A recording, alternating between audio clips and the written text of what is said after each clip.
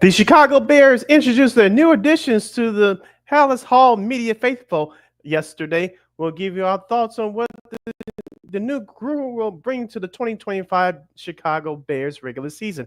In basketball, the Chicago Bulls tankathon has come to a complete halt. Despite Josh Giddey's injury, they won their last two games and are they set to improve on their playoffs positioning. We'll give you our thoughts. In college basketball, March Madness is 6 days away, but the conference tournaments are set and they are definitely hot on fire.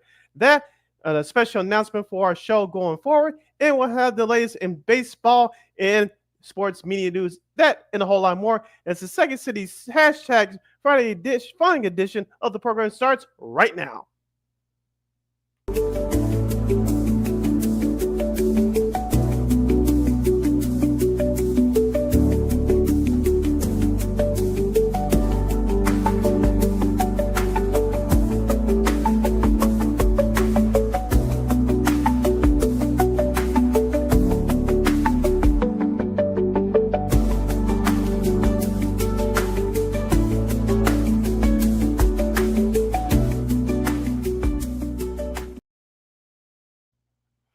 Welcome to the Friday Fun edition of Second City Sports. You're locked and loaded and real live in 11 color right here on Sports Soul Chicago. My partner, Miss Lakina McGee, will be joining me hopefully coming up in a few minutes. I am Sid the Kid, aka Sydney Brown. You can follow yours truly on the Twitter, X, and the IG at SidKid80. Once again, it's SidKid80. That's SIDKID80. That's SIDKID80. Be sure to download that Sports Zone Chicago app wherever you get your apps. Please follow Sports Zone Chicago on all social media platforms on Facebook, X, Instagram, and YouTube. Please subscribe to our podcast. We are located at War Media Podcast. That's WARR Media, PODCASTS.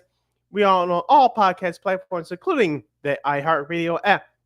And while you're at it, please give War Media a follow at WARR Media on all social media platforms. That's Facebook, X, Instagram, and YouTube. And thank you very much in advance for your support. Please like, share, comment, and subscribe. And don't forget just to tell your friends, as Lakina would say. And, of course, as we always say on this show, we're not unapologetically fun, and we have very definite opinions. If you have any definite opinion during our 2-hour extravaganza we call a Sports Talk Radio Show, you can definitely hit us up at Sports Zone Chicago's Facebook page or at Sports Zone Chicago on YouTube. Type in those questions or comments in the comment section. Lakina will get them up on the screen for you. But if you decide to troll, indoor, do something silly, dumb, or stupid, I've given Lakina full powers as she joins me right now to give you fools to Bill and Beer Boot. Toodles! But before we begin, we must shout out to the replay gang that's watching us on the replay right now on our social media pages. And shout out to you folks that's watching us live on our YouTube and Facebook channels. Whether we talk sports, culture, or music, don't you ever forget, we always will provide. And we'll remind you with some of the best here on Second City Sports, of course, with it being the first 7-degree weather, of course, my computer starts acting up. So, yeah, so sorry for the tardiness, folks. But, of course, we'll have our buddy Jordan Bernfield from ESPN to talk March Madness and a little bit of Cubs, too. We'll also, with a lot of NFL moves still, because more moves still be on the horizon. We'll see about that. Also, another happy birthday to Steph Curry. He turns 37 today. He actually marked it off with another milestone last night, and the Bulls have won 4 in a row. Okay, maybe not. Sports, depending how you look at it. Look, sports media news and so much more. But first, Sid, let's talk a little college hoops. Of course, the right thing about this time of year is that you got these early 11 o'clock Central Time games going on right now. You got Memphis playing Wichita State in the quarterfinals of the American. You got Michigan State and Oregon in a tight one, down in the Indy in the Big Ten tournament. You got Ole Miss and Auburn playing right now as we speak. So there's so many other conference tournaments. So of course, Illinois got a nice win last night against Iowa. They faced a tough one against Maryland. Of course, they split their season series. Auburn's about to tip off in the SEC tournament as well. So, Sid, what do you think about the conference tournaments and so far? I think they've been pretty entertaining. I'll start out with the Big 12 last night. Kansas, they lose to Arizona by double digits at the end. Arizona, I know we haven't talked about them as much as we should have on this program throughout the season. We talked about the struggles of Kansas. I know Bill Self went off on the team about a month ago. It looked like Kansas was starting to turn the corner, but they struggled to end the regular season. They got away with one the other night, in my opinion, on some bad officiating calls against UCF. Shout out Johnny Davis, Johnny Dawkins, I should say, former NBA player, now head coach of University of Central Florida. But Kansas got by them, but they paid the piper last night as Arizona was the better team, and they walked away with the 11-point win. Yes, they did. So, well, Kansas not a good showing for Kansas to go into the tournament, but look, then again, you never know, something might happen there. Now, Duke, of course, they lose. Cooper Flight to an ankle injury, and another one of their big guy, Malik Johnson, to a shoulder. He re-dislocated that shoulder injury that plagued him those last, those first couple of games of the season. So, what do you think of Duke's chances? They play North Carolina tonight in the semifinals of the ACC tournament. Yeah, talk about another tournament that's been interesting so far with some twists and turns. It's the ACC tournament, and here's the thing about Duke and Cooper Flag. Even though me personally, I would like to see him play. His ankle is not going to turn around miraculously with less than 24 hours within 24 hours. So if you're Duke, you playing this right, he should not play. You have 7 to 6 days before the real madness begins next week. So let that ankle heal up, and we'll see how Cooper Flag responds when the real games get started next week. We all know he's not going to be 100%, but you want him to be close to 100% as possible. As far as their play yesterday, shout out Damon Stoudemire, the new head coach of Georgia Tech. I think they're going places, but they were in it for a while. But Duke's role players really stepped up in that second half and really took the game over, especially defensively, and they got the win. As far as North Carolina is concerned, in my personal opinion, I thought they clinched the spot in the tournament yesterday with the win over Wake Forest. Now, if they could really make a statement, it's still going to be tough, but if they could really make a statement by beating Duke tonight without Cooper Flag, I think it's an exclamation point on their, I don't want to say comeback season, but North Carolina's been on the road for the last month, and I think if they win tonight in the semifinal game, it definitely puts a for sure stamp on them being at an at-large bid come Sunday. Yeah, that's going to be very interesting. Just like I see, sports on sports. Chicago, Keena McGee, Cindy Brown, with you talking some March Madness here. Like I said, Auburn's they're about to tip off right now as we speak. Let's see, and it's going to be interesting like with some of the bigger conference tournaments. I mean, you got the Mountain West Conference conference tournament going on right now as we speak. So it's going to be interesting to see like if we may see like some teams play their way in and like North Carolina, or will we see some teams play their way out of the tournament? So that's really going to be the big thing here going on these next couple of days as we get into Selection Sunday. Yeah, we talk about a couple of bubble teams that are being magnified right now. Arkansas with John Calipari. You talk about the University of Texas, Ohio State. I don't think they're going to make it. Indiana, they had their chances the other day, but they also, in my opinion, I think they're out. So you have to look at those kind of teams, and we'll talk about with our guest coming up at the bottom of the hour, Mr. Jordan Bernfield, friend of this show. Let's look at, you have to look at some of those mid-major teams, so like from the Horizon League and from the Missouri Valley Conference, even from the American Conference, where my guy Penny Hardaway and the Memphis Tigers, you mentioned, they're playing right now. So they can make some noise. Those kinds of teams can make the noise in the tournament. So I know the real madness won't begin, in my opinion, for the next 7 to 6 days, but you start to see a preview right now, especially in this era of college basketball that we're in, definitely with the transfer portal. You're starting to see these teams. It's not that much disparity between the big major teams and the mid-major teams. So me personally, right now, I'm loving it. Yeah, I think it's good. Like I said, you usually see like stars born moments, coming, for them. I mean, look, you looked at with Otego away from Kentucky. He made a big defensive stop yesterday, last night, I should say, against Oklahoma, so they can advance to the quarterfinals of the SEC tournament. So it's going to be interesting to see like how, especially with some of these other conferences going on as we speak. Like I said, we'll talk about with Jordan coming up in a couple of minutes, but I'm dying to see how all this sort of flows along. So it's gonna be great to talk some March Madness. I love the time of year. Yes, and so do I. Just real quick, we'll dive into it. You mentioned with our guests coming up. I didn't expect Illinois to score over 106 points yesterday, but I really thought they really took control of the game yesterday. Iowa, I know they had an up and down year, but it was nice to see Illinois kind of gain some control yesterday because their momentum, as we talked about, is they won their last two games over Michigan and Purdue to finish strong at the end of the regular season. Right now, they have the momentum. They carried that over into yesterday's game. Oh, they'll definitely need it, and then some against Maryland. One of those teams that I'm going to talk about here for the next couple of shows that they can really make some noise, not just in the Big Ten tournament, but coming up in the big tournament as well next week. Okay, really quick break here. Of course, we got our buddy Jordan Bernfield from ESPN on deck. He'll talk March Madness and a little bit of Cubs too. Great to have him back. The Kingdom McGee, Cindy Brown, Second City Sports on Sports on Chicago. More March Madness all coming up right after this. This year, my mom got me the perfect bag for back to school. These colorful binders help me stay organized. These headphones are just what I need for studying. These new sneakers are just what I need for the new year. This jacket is a real must-have. My parents got me the skateboard I wanted. It's pretty cool. These scissors really come in handy in art class.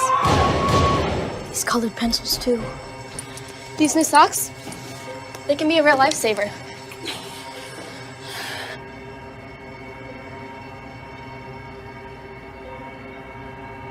I finally got my own phone to stay in touch with my mom.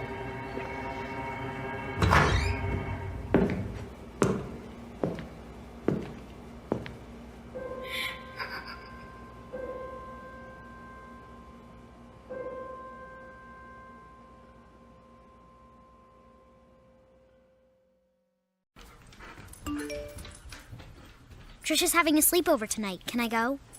I wonder about Lucy's friends. What should I say?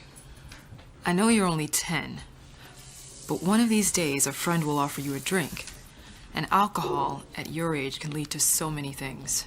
None of them good. So can I go to the sleepover? Lucy, I want you to promise me I something. finished my homework. Bigger promise. If there's any drinking, I want you to say, "No thanks, not my thing." Mom. I promise you. Your real friends won't care. Deal? Sure. Really? I promise, Mom. They really do hear you. Did you pack your toothbrush? For tips on how to start the talk, visit underagedrinking.samhsa.gov. A public service message from the Substance Abuse and Mental Health Services Administration.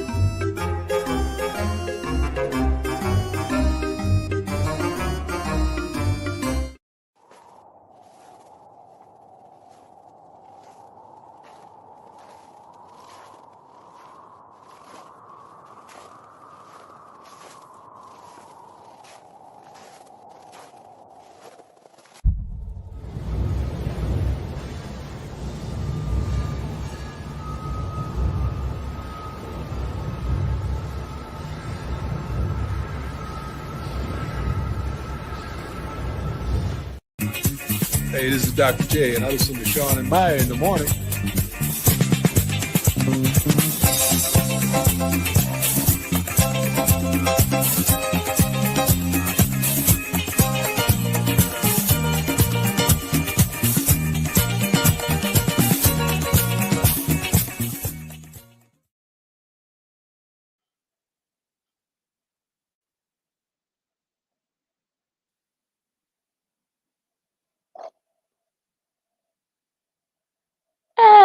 And welcome back to Second City Sports on Sports Social Chicago. You can follow me at Keita McGee on the Twitter, X, and Welcome back to Second City Sports. You're locked in. Yeah, and you can you want to hit us up during our college basketball discussion and a little Cubs baseball discussion as well, you can hit us up at Sports Zone Chicago's Facebook page or at Sports Zone Chicago on YouTube. Type in those questions or comments in the comment section of the kingdom. We'll get the up on the screen for you. All right, so let's get right to it here. Let's not keep him our next guest when he's a good friend of the show. He's one of the first guests I had on. When I first started doing this years ago. I don't want to make her feel old or anything, but of course you can watch him on ESPN. During Missouri Valley, he did the Horizon League tournament with former Kentucky St. David Pageant, and they did a great job as always. He's the one, the only, the fabulous Mr. Jordan Bernfield. Jordan, how are you? Yeah, I'm doing great. How are you guys? We're doing just fine, just fine. All right, so let's get right to it, Jordan, because the Cooper Flag injury, that's a big topic around men's college hoops right now, and we know that he's probably not gonna be 100% as they play in the tournament coming up next week. How do you think far Duke can go now that Cooper's not 100%? Well, I mean, if Cooper Flag can't play, I think it completely changes their ability in the tournament here, right? I mean, I think it'll be fine for now for them to play in a couple of not as important ACC tournament games. But once they get to the NCAA tournament, I mean, obviously, he's the best player in the country, right? So if he doesn't play, they're in big trouble. I think it's as simple as that. I think, because in the first round, the way that Joe Lunardi seems to have it, and he seems to always be, if not perfect, close to perfect with regard to the bracket, they have Duke as a 1 seed, obviously playing like American or St. Francis, which I think even though those teams might present some challenges, you probably can win that game without Cooper Flag. But in the second round, they would likely get a team like a Marquette or a UConn or a Mississippi State or a New Mexico or somebody of that ilk, like a Creighton or a Baylor, even a Memphis or Georgia or somebody like that. Point is, you probably are in trouble in a game like that in the second round if Cooper Flag doesn't play. That doesn't mean that they couldn't get to the Sweet 16 maybe without him. John Shire said, that the x-rays were negative, so it's a sprain. And obviously it's going to be about pain tolerance. As good a scorer as he is, I think one of the things that makes Cooper Flag the best player in the country is that they can switch him onto 5 different positions, that defensively he is as good maybe as he is offensively in terms of the way that they can use him as a defender. So, yeah, I mean, they need him to play. It's really that simple. And I think it stinks for all of us as college basketball fans if he can't play or isn't able to perform at the level that he would otherwise be able to, because of this injury. I think all of us had a collective gasp, and my hope is that he's able to play. You brought up other teams like UConn and Marquette. I want to ask you about St. John's. Rick Pitino got there last year, almost got that team into the tournament with a late season run. This year, they're one of the best teams in the country. I watched them 3 or 4 times from start to finish. I know some pundits say that they're overrated. Me personally, I have them in my top 5 of winning the title. Talk to us about Rick Pitino's chances of getting St. John's over the hump this year. Well, I don't know who's saying they're overrated, but I would be curious to know why. I think that they look great. And, you guys mentioned I work with David Pageant. Obviously, he played for Rick Pitino. And at the beginning of the year, he was telling me back in October, November, he goes, you just watch. St. John's going to be one of the best teams in the country. Just what Rick's going to be able to do. And I think that if you look at his history over the years, whether it was at Kentucky or Louisville or any of these places that he's been, year 2 has always been a big thing. I think the other thing when it comes to St. John's and the talent that they have, New York City has embraced this team. And because they're in New York in this era of basketball, the NIL game is something they can play. Rick Pitino has talked about the fact that they're able to bring in guys that aren't from New York and have been able to sell being in New York as something really attractive to those players that aren't necessarily local. I think, guys, as a local example, there's always been this misconception among Chicago media, and I think, frankly, it's because it's not covered as thoroughly as some of the other teams. Well, you have to keep the Chicago kids home. You have to. I don't think that's true. I don't think it's been true for a long time. It may have been true in an era gone by, but I think that when you look at some of the steps forward that UIC took this year, they were able to do it with mostly not Chicago kids because they were able to bring them in and say, hey, you're going to get to live in Chicago for a year. Isn't that cool? I think that's really attractive to kids maybe that aren't from here, more so than it is for kids who grew up here. And I think that the same thing is happening at St. John's. I also think they're a really defensive-minded team. Ejiofor is outstanding. I think that they are tough. They're all the things that Rick Pitino teams have been, and I would be surprised, barring injury, if St. John's isn't one of those teams that gets, at least to the Sweet 16. I think they're really, really good. I think we've seen it all year. They've met every challenge in the Big East, and I don't know who said they were overrated. Maybe I don't know anything. Many would probably argue that on Twitter. However, I don't feel like they're overrated. No, I'm right there with you, Jordan. I think if they make it, especially if they win the Big East title, you got to put them there in that second tier of guys that can get to San Antonio. Now, you got Auburn, Alabama, Tennessee, Kentucky. We mentioned them earlier. Just a slaughter the gauntlet with the SEC. So, do you feel like those 4 teams have a better shot at winning the title than some of the others, since they play probably one of the better conferences in the country? Yeah, I mean, listen, the SEC might get 14 teams into the NCAA tournament. I mean, just try to wrap your mind around that, guys. I mean, this is in the NIL era, which is where we are. The schools that want to win the most, that can pay the most, are going to be the ones that are in it. And we're seeing it in football with the Big Ten and SEC being the power leagues. And we're going to see this now in basketball, and I think it has changed the calculus, because when the ACC is likely only to get 3 or 4 teams into the tournament, but the SEC could get 14 teams into the tournament. I mean, listen, I think we all know that the SEC is a different animal, and the SEC as a conference is in a region of America where those schools are more important than any pro team. And they are treated as such. And now in an era where donors and boosters can make a legal contribution to improve the lot of these schools, they are going to be among the best, unless the rules change and, the government gets involved. And don't hold your breath, because I wouldn't rely on them.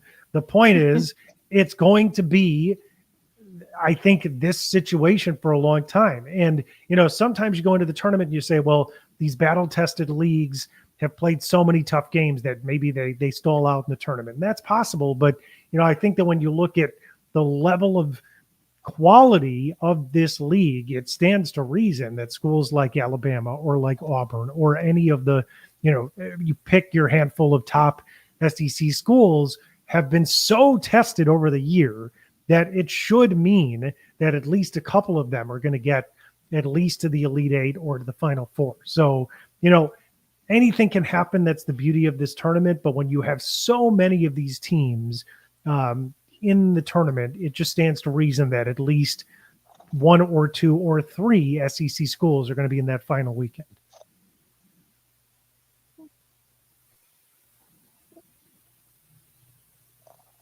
Sid?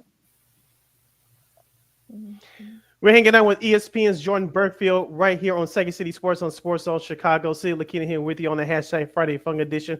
Let's bring it back home, Jordan. I want to start with the University of Illinois. They're 21-11 right now. Big win over Iowa yesterday in their first game. I'm talking about the Illini's first game in the Big Ten tournament. They'll face Maryland later on tonight. Despite what happens in the Big Ten tournament with Illinois, they won their last 2 games almost convincingly to finish strong in the regular season. What chances do you give the Illini in the NCAA tournament? Because, in my opinion, even though there is a young and talented team, they can lose a first or second round game, or they can, all of a sudden, the way they play right now, they get hot and perhaps make a Sweet 16 or maybe a Elite 8 if things really go their way. What's your feelings about the Men in Orange this year? Sid, don't you feel like we could say this about Illinois every year? I mean, you're right. but I feel like we've been able Yeah. to say this about Illinois every year, right? So the Illinois has had a weird season because a lot of their guys were sick in the middle of the year and they were without several players. And so they sort of like struggled to a point that I don't think a lot of us expected them to. But there have been games like last night and like others this year. Like, look at the Purdue game. I mean, you're like, gosh, this team is unbelievable. Like, they could totally go to the Elite Eight. Mhm. And then those other games you're like, they're terrible. I don't understand. So, yes, the short answer to your question is yes, they are certainly one of those teams that has the ability to go deep into the tournament. Are they going to? I don't know. I mean, I think that now that they're healthier, I could make a much stronger argument that they might be one of the best teams in America, but because of the inconsistency and because there have been so many guys in and out of their lineup, it's harder to sort of handicap it. But yeah, they're a very talented team. Last year they were in the Elite Eight, and could they be there again? Sure. I think that the matchups are going to be important for them. I think that they're going to need to go deeper into the tournament, certain guys to just flat out shoot the ball better than they have, right? Like, I think that they're going to need Ben Hummerkaus to be a better shooter than he has been at times this year. I think that they're going to need Ivasic to be really important on the interior. But, you know, there's no reason why they can't make a run because they have the talent to do it. But I think that because they've been so disjointed, it's hard to really handicap where they can go. This is me with the shrugs emoji. Like, I don't know where to put Illinois in my Totally, bracket. So Lakina. I don't know. it's crazy. Now let's get to know a little bit of the team, you know, from the Horizon that's got to the tournament this year. Robert Morris, no, not the one in Chicago that closed down about 3 or 4 years ago, but I'm talking about the Robert Morris University. I think this is their first or second year in the conference, right, Jordan? So tell people about So tell people about Robert Morris who may not know about the team, and can they perhaps pull off an upset? I mean, in terms of pulling off an upset, it's going to depend on a lot of things, right? When you're likely to be a 14 or a 15 seed, as Robert Morris is, it's going to depend on the matchup. But Robert Morris is a school that's now been in the Horizon League for 5 years. They were in the Northeast Conference for a long time, and they were very successful in the Northeast Conference. And in fact, they'd won multiple tournaments in a row in the NEC. And in 2020, had there been an NCAA tournament, Robert Morris would have represented the NEC in it because they had won the conference as recently as then. So they were sort of like when Loyola finished its run in the Missouri Valley Conference. They were winning year after year after year, and they were the class of that conference, and they made a step up to the Horizon League. Now, in the Horizon League, it has taken Andy Toole some time. Andy Toole is one of the better young coaches in the country. I think that we saw that this year. Last year, Robert Morris went 10-22 in the Horizon League, and in my years covering the league, they have been sort of this middling to bottom level team that has had moments where you felt like they were going to start to break through, but they didn't. This year they did. They revamped the entire roster, and they basically had 2 regular players back from a season ago, Bulgaris being one of them, Alvaro Bulgaris, who was the Horizon League Player of the Year. But most of the rest of the roster was completely overhauled through the portal. This year, they are an outstanding offensive team. They can defend and they can get into passing lanes and create turnovers. They're a very good rebounding team. And, you know, they've got multiple guys that can shoot, like Bulgaris, who's a 6'9" stretch 4 in this era of basketball, like Cam Woods, who played for NC State last year on that Final Four team, but was really a guy that came off the bench and has been given an opportunity now to be one of the stars of this team in the Horizon. Marion Dickerson was the Horizon League Defensive Player of the Year. I mean, they were a really good team in a mid-major league that I obviously have covered for a long time and have a great affinity for. But can they win a game is going to depend on who they play and stylistically whether they're a good match. I think that for them to win, they have the shooters. It's going to, I think that the difference is going to be whether they face a super physical team or whether they face a team that can match them shot for shot. Because, you know, I think that the matchup that they're going to need is a team that relies on their offense like Robert Morris, because I think they can, you know, score with anyone too. But like when Oakland faced Kentucky last year, it was sort of, a beautiful chain of events, right? Jack Olke was an incredible shooter. He hit 10 threes in that game. And Oakland also had, guys around Golke, like Trey Townsend, who was a fourth-year guy, who was Ryan's League Player of the Year, that could match up on an offensive and defensive standpoint. I mean, Trey Townsend's now playing for Arizona and is a contributing player for Arizona, is one of the best teams in the country, and they had other veteran players. So Robert Morris has a lot of those same qualities, maybe not the singular shooter like a Golke was, but yeah, they could give somebody a run for sure. And I would love to see it happen. And I think that they have a great coach in Andy Toole. But as it always turns out to be when it comes to these big time upsets in the first round, you need the right matchup and you need the right game to play out. Let's go back to the Big Ten. We talked about Illinois just a few moments ago. Purdue started off the regular season strong. They struggled down the stretch. Tom Izzo has done an amazing job with Michigan State. They currently are leading Oregon by double digits as we do this live broadcast. We talk about other teams like Maryland, who Illinois will face tonight. And, of course, you have Michigan, all those in Wisconsin who took care of Northwestern yesterday. Putting Illinois aside and to a lesser extent Michigan State aside, all those other teams I just mentioned, who do you think they could make a surprise run in the NCAA tournament out of the Big Ten? Yeah, I mean it's a tough question. I mean, I think Oregon's a really good team. I think they could potentially make a run.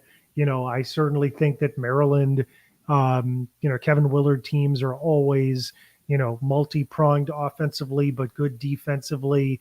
That I think probably have the toughness to make a run in this tournament. I mean, certainly, as you mentioned, and I know Michigan State, isn't one of those teams you're looking at, but my God, I mean, they look sort of like back to the level of Michigan State teams that we'd seen in the past. I feel like the past few years, Michigan State's been more of like that 8-9 seed that's been able to get into the tournament and win, whereas this year they are just absolutely loaded.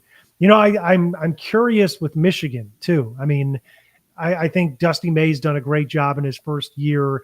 They've got some really key experienced pieces that were brought in. When you look at a guy like Vlad Golden, who's played in the Final Four, I think that kind of stuff matters at this time of year because there just aren't that many guys that have that kind of tournament experience that he has. And so I think that could make a big difference for them at this time of year. I just think that similar to what we were saying in the SEC, the Big Ten has so many teams that are going to be in this tournament that there's a lot of battle-tested teams and a lot of teams that could certainly make a run in this. So I think you could sort of pick from several of them and make an argument. I think Wisconsin is interesting to me because they've had an amazing year, but I don't think a lot of us expected them to be as good as they are, right? So does that mean that we all underrated them? Yes, clearly.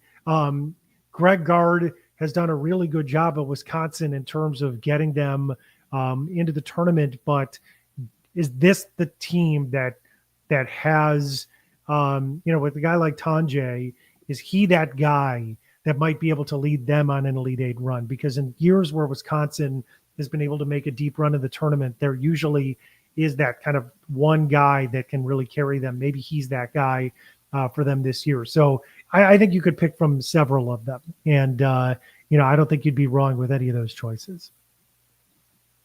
What about the Big 12? People are going to be, they're going to make it get to the Sweet 16. They play Houston tonight. And the Seminoles, zone in their first year in the conference, they've been very well.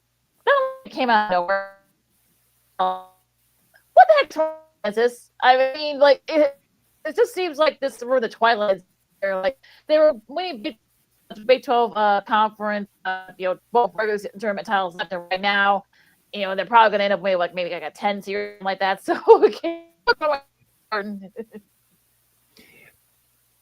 yeah, I mean, I think when it comes to Arizona, you asked about several teams in there. I think, Arizona's a team that, at least from a roster standpoint, it makes sense that they could be a team that could make a run. I mean, Caleb Love has been a guy that they've wanted to be He was at North Carolina, and then there was the whole thing with Michigan, and then he ends up at Arizona, and he's sort of one of these premier players that in the portal era has been able to move around and it has been a star, right? I mean, a 16-point per game guy that I think could certainly be one that, could lead Arizona. I think Tommy Lloyd's a really good coach, and the style they played is a hard thing to sort of prepare for in a short period of time, which is one of the things that can make a team win in the NCAA tournament. I mean, Jaden Bradley's really, really good for Arizona. KJ Lewis. I mean, Trey Townsend isn't even one of their top 5 scorers and was Horizon Player of the Year last year, which shows you the level of depth that they have. I think you can never pick against Kelvin Sampson in Houston because he's the best coach in the country, in my opinion. And then furthermore, I think this year's Houston team is a little bit different than the ones that we've seen in the past because I think they're a lot better offensively and can shoot the three at a much better rate than they have in previous years. I also think when you look at Houston the last 2-3 years when they got to the tournament, one of the things that sort of hurt them was like their best player or one of their best players was hurt going into the tournament, right? So like it kind of derailed them in terms of being able to get to the Final Four or to the end and win a championship because they weren't fully healthy, and they are healthier this year, which I think makes a big difference. I mean, the Big 12 at the top of it is really, really good, but I don't think it's quite as good as that they've been in years past. Kansas is not nearly as good as they were in previous seasons, so that may affect them a little bit. But I think at least at the top of the Big 12, yeah, I mean, there's a couple of teams that can really make some noise, but I don't think that the overall depth of the league is quite as top heavy as it's been in recent years. We're heading down the home stretch with our guy Jordan Bernfield from ESPN right here on Second City Sports on Sports Zone Chicago. City Keenan hanging out here with you, Jordan. Let's transition over to baseball. We're less than 2 weeks away from opening day for everybody else, but your Cubs and Dodgers will kick off the season next week in Japan. And Ryan Presley and, of course, Kyle Tucker were off-season additions of courtesy of Vice President of Baseball Operations Jed Hoyer. Of course, we all know that he's a lame dunk guy going in this year. Playoffs a bust for the Cubs this year, and what chances do you give them to win the NL Central? I mean, I feel like it is playoffs or bust in the sense that Jed Hoyer is in the final year of his deal, and they traded for Kyle Tucker for one season. So if they don't make the playoffs, then what good was trading for Kyle Tucker for one season, right? So I think just by default, I think playoffs or bust is like one of those things that we say in the media that's kind of cliche, but I think in the case of the Cubs, they better make the playoffs, right? I mean, I think that the way that they're set up for this year, they need to make it. And I think further that, they are set up well to do so. I mean, I think that their pitching depth is pretty good. I think that obviously that they're going to need similar kind of performance from Shota Imanaga to really be a serious contender in the National League. And I think that certainly in year one, he was great. And there's nothing to make me think that he can't still be really good. But, part of, I think, his success a year ago was the fact that he had burst onto the scene from Japan and teams were less familiar. So, you hope that he can perform at the same level or close to it. I think certainly they're going to need the same thing from Justin Steele and for him to be healthy for most of the year. I think Boyd was a solid addition to their rotation. But I think that, they're obviously going to need Kyle Tucker to be great. And because, you gave up a really good prospect in Cam Smith to be able to acquire Kyle Tucker. And there's no question that Tucker is a phenomenal player when healthy. So I think that they have a lot of questions after 25, but specifically for 25, they are definitely set up well. I also think that Matt Shaw and, it looks like he's going to make the team and start at third base.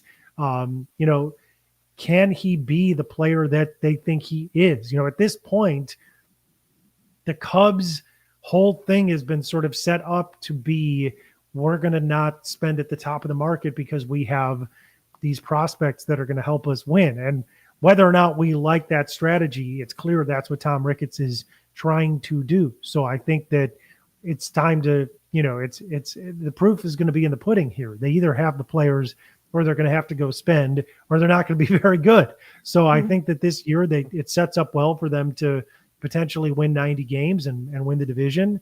And if they don't, there's going to be a lot of questions for the organization to answer at the top about whether Jed Hoyer is going to be renewed, about whether the direction of this franchise is going to have to change. But for right now, certainly I think that they have a pretty good roster, and I think it's going to be a pretty good season. And if they can stay healthy, I think that they should be able to win the Central. Well, you already answered my question about how many games they're going to win. So you already answered that. So last question for me, Jordan. I won't hold you to this, but your Final Four, and who do you think wins it all? Oh, God. I knew you might ask me this, and I don't know. I haven't even filled out a bracket, and I don't even know what the seeds are going to be. So this is definitely going to be wrong. I mean, asking me today, what I would say is that it's hard to know if Duke can get there if Cooper Flagg isn't healthy. So I think that it's going to be a lot of challenges for people filling out brackets to pick Duke when we don't, I mean, on Friday the 14th, we don't know, right? I mean, if you tell me next week he's feeling a lot better, then I would like Duke to get at least to the Final Four, but right now I have no idea. So, it's hard to pick. I think the one team that I feel like likely could get deep into this bracket is Houston, because I think Houston is, it's so hard to play them because of the way that they defend, and it's hard to prepare for them because of the short turnaround, and then further, they can shoot the three ball better. So I think that they're probably in that mix of 8 or so teams that could get to a Final Four. Having watched Alabama several times recently, they're awfully good. I think Texas Tech is another team, when you look at Grant McCasland and the style of defense they play, they're going to be a tough team to knock out. So I feel like they're in that mix of 8 teams that could get there. I think Michigan State is in that group. I think, if I would look at, Auburn's obviously been the best team in the country. It's hard not to think that they could be in that handful or little more than a handful that could get there. But, right now, without seeing the bracket, it's just really hard to know, because a lot of this is, what kind of path do they have, and how, how difficult is it going to be based on the matchups that they get to get there, and then the health of the teams. But, there's several Big Ten teams that could come out of this. There's several SEC teams that could get out of this. And, I think that depending on how the matchups go, we'll see. I don't think we're looking at a UConn three-peat just based on how up and down they've been this year. I certainly think St. John's, the way that the run that they've been on has gone, it would be surprising if they don't at least get to the Sweet 16. But, until we get to the bracket, it's going to be hard to know. But there's a lot of teams that, at least in the power conferences at the top, that are going to be hard to knock out. All right, this has been ESPN's Jordan Bernfield joining us here on Second City Sports on Sports Zone Chicago. City Lakina here with you. Jordan, thank you very much, as always, for taking time out of your busy schedule to join us. But before we let you go, tell us, where can we find you on social media? Where can we catch your work at? Oh, well, my the play-by-play schedule, I may have an NIT game, we'll see, but that's going to depend. And so it'd be on one of the ESPN networks, and then I mostly forget to post on social media, but you can find me at Jordan Bernfield on most of the social media. I guess I'm not on TikTok, but I'm on Instagram, I'm on Twitter, and I'm on Blue Sky now, though I never even remember to sign into it. So I'm not the best at social media, but I'm lurking in these places at times.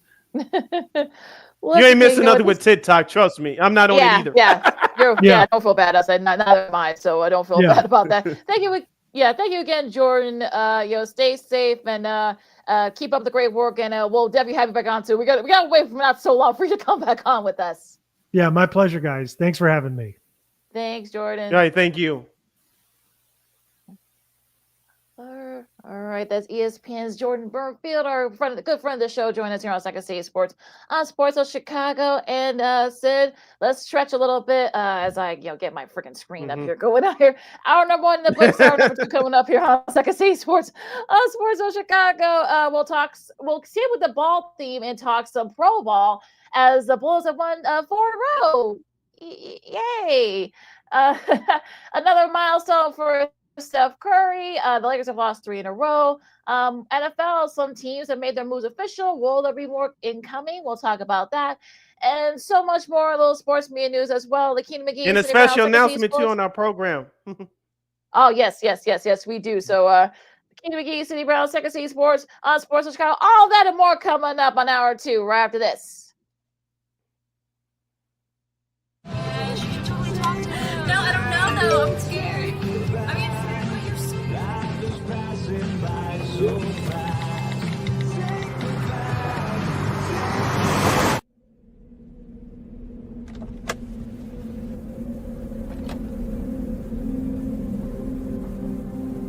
Do you know that you're in my lane? No, not at all.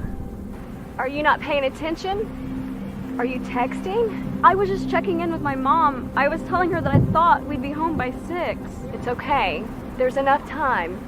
Just pay attention. I'm not even halfway through my text. There's no way. I'm not even going to look up. My babies are in the car. You have to pay attention. It's just supposed to be a quick text. I'm so sorry.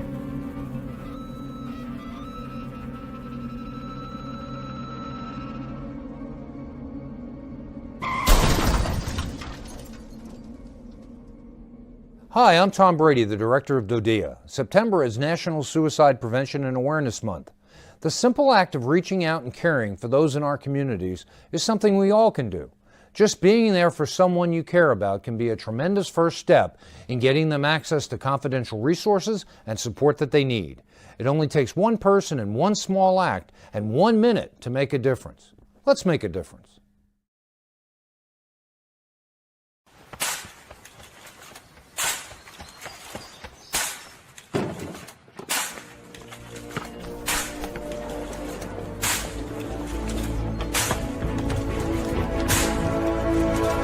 Move it!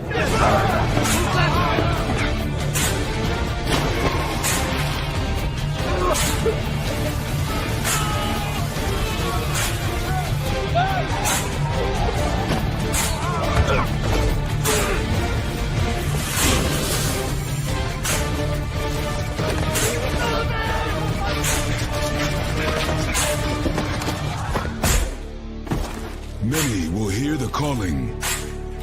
Few will earn the title. United States Marine.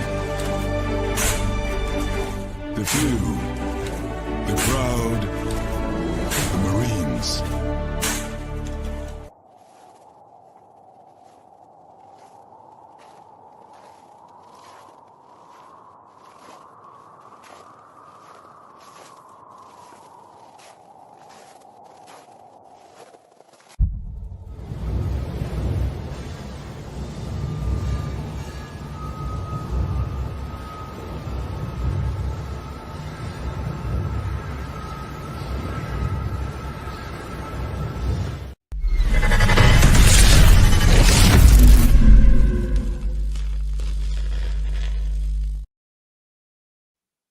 Welcome back to hour number 2, the hashtag Friday Fun edition of Second City Sports. You're locked and loaded and real live in the living color right here on Sports Soul Chicago, along with Miss Lakeena McGee, which is she. I am Cindy Brown. You better know that this is me.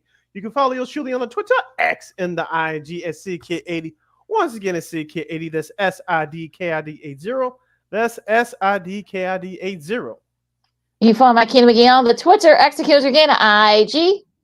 To kick off hour number 2, we'll keep it round ball style, as Lakeena would say, talking Bulls and NBA. The Bulls and the Los Angeles Lakers, along with some other teams going in opposite directions. And we had a classic matchup between the OKC Thunder and the Boston Celtics this week. If you want to discuss that during this segment, you can do so by hitting us up on Sports Zone Chicago's Facebook page or at Sports Zone Chicago on YouTube. Type in those questions and comments in the comment section. Lakeena will get the up on the screen for you.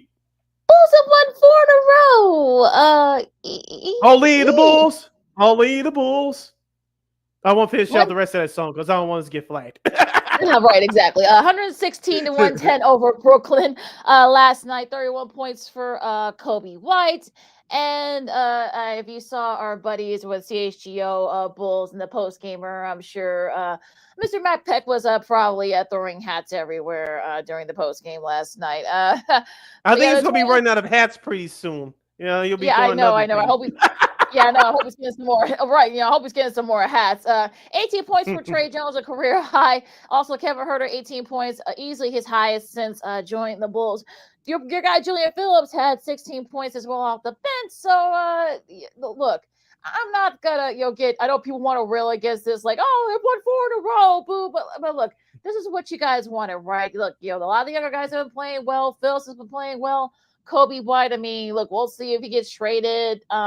Over the off season and such. Trey Jones looked really good. So they can't help if they're winning. And the Nets. Look, I saw some of those shots that the Nets took. They actually led for a little bit. I'm talking about the Nets in a little bit in the third quarter. The Bulls outscored the Nets 34-18 in the fourth quarter. I saw some of those shots that they hit. Like D'Angelo Russell just like hit like an air ball, like a 3-point shot. I'm like, really, dude? So yeah, you can tell this is definitely a tank win for them. So well, the Bulls can't help if the teams behind them or not. The Sixers have stunk it up. They may trade Paul George, in the offseason. It's just like, well, what can you do at this point, Sid? Yeah, D'Angelo Russell taking crazy shots. Oh, that goes back to his days at Ohio State. Remember that? No, really? Exactly. Going back to the Bulls this week. Of course, they beat the Pacers the other night at the UC. Josh Giddey, as we talked about on the show for the last several weeks. Unfortunately, he gets hurt. He did not play in the victory last night.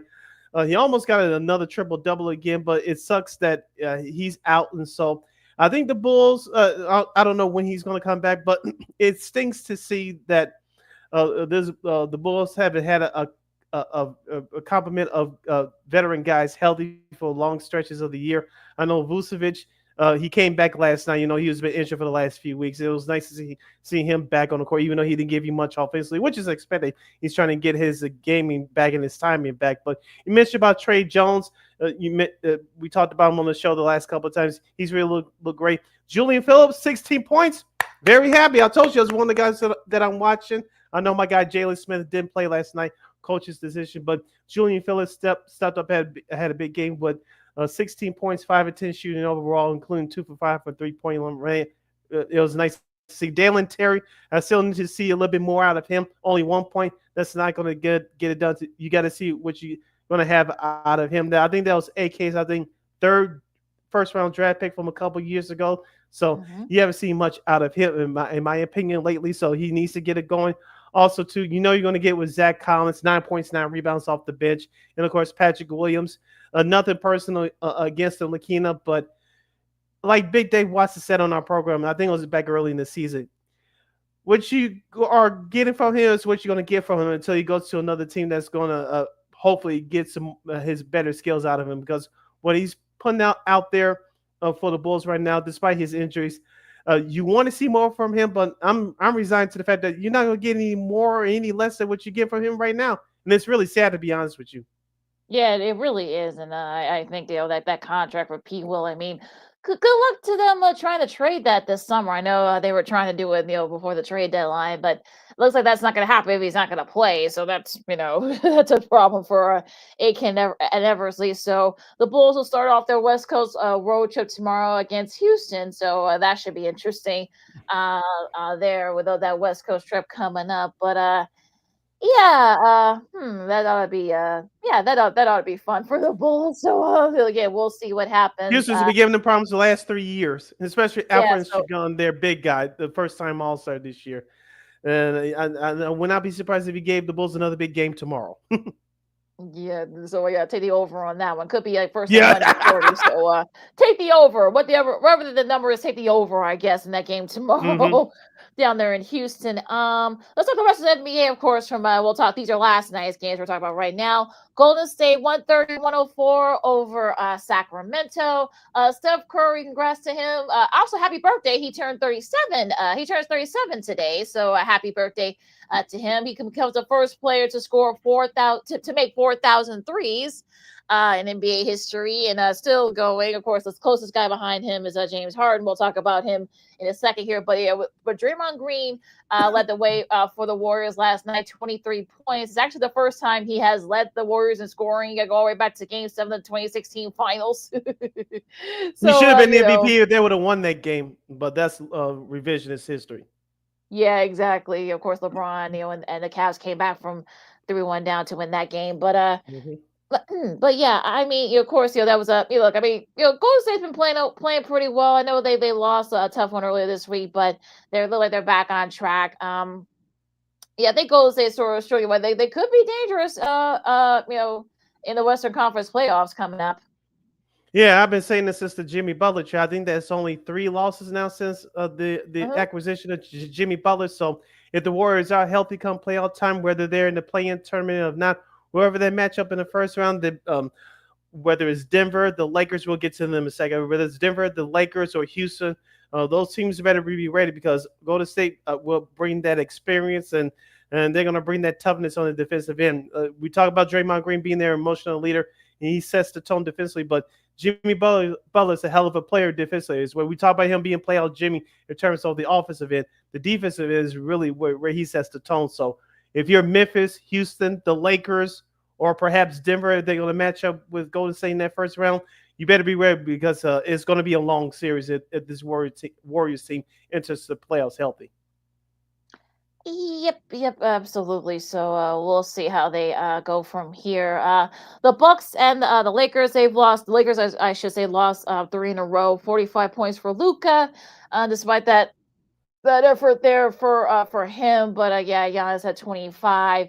It looks like maybe the Bucks are starting to figure it out a little bit. We'll see. But yeah, I mean, Austin Reeves had 28 points for the Lakers, but that was really about it for them. And look, we know LeBron's going to be gone for another maybe about a week, so they got to get guys to step up if they want to stay in that stay in that top 3 or 4 spot. Yeah, you mentioned that outside of Austin Reeves and Lucas 45, the Lakers did not receive much help last night. And they didn't receive it the other night either, where they lost to Brooklyn in the first game of the East Coast road trip. And they faltered down the stretch as well. So, as we said in our last show, the role players had to give in a little bit more. Their production will have to go up a little bit more because no, you cannot replace LeBron James long term with his access from what his attributes, what he brings to the team. He's the facilitator. He makes everything else go for the Los Angeles Lakers. We talk about Luka Doncic's scoring ability. We saw that last night, but without much help, he can only do so much. And LeBron James has been through that stage in his career plenty of times, and he's not going to go through it anymore. So the Lakers role players must do a little bit more without that comfort zone just to keep things afloat. Going back to Milwaukee with just a second, Lakina, nice win for them last night, but as you mentioned, they're in free fall, and I need to see a little bit more out of them before I even consider them being a slightly a threat in the Eastern Conference. Yeah, we'll see. They got to make the make the plan first, so we'll see if they can do that. Now, Washington, a little bit of an upset. They pulled off the upset win against the Pistons. Alex Sarr had 19 points, which is a career high for him for his Thursday's games. Now, going into Wednesday's games, the Knicks needed overtime, but they beat Portland 114-113, 33 points from Mikal Bridges. But it was some comments that he made that caused a little bit of a stir.